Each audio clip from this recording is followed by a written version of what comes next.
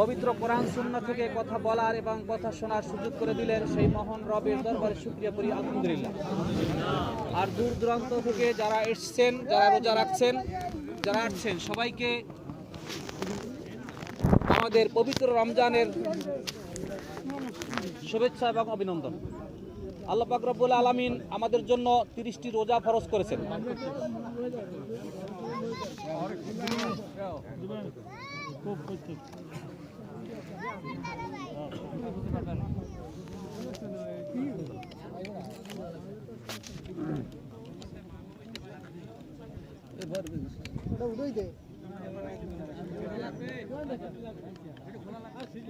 খোলা লাগবে কোনটা?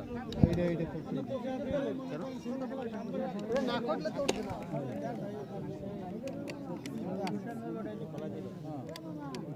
কান দিলা বাগাই না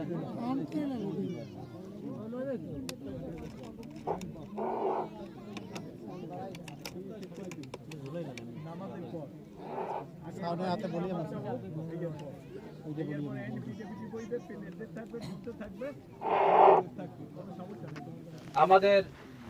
আমরা যেখানে আলোচনা করতেছিলাম যে আল্লাহ পাক রব্বুল আলামিন আমাদের জন্য 30টি রোজা ফরজ করেছেন। তা আমাদেরকে রোজা রাখার আল্লাহ পাক যাদেরকে তৌফিক দিলেন তারা বলি আলহামদুলিল্লাহ।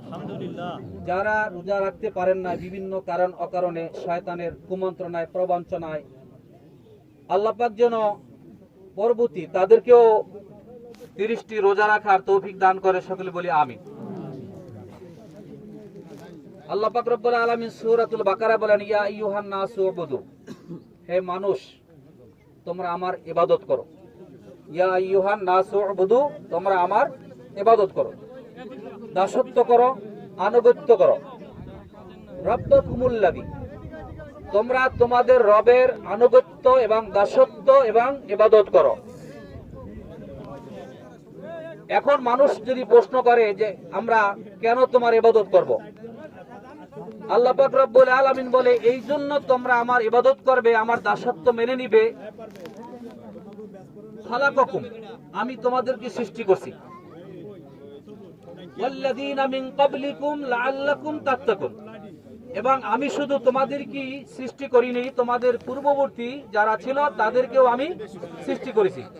যে আমি তোমাদের সৃষ্টিকর্তা এবং আমি তোমাদের রব, এই জন্যই তোমরা আমার কি করবে? ইবাদত করতে হবে।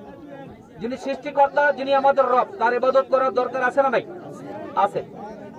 এখন এই ইবাদতের একটা অংশ হলো আমাদের পবিত্র রমজান মাস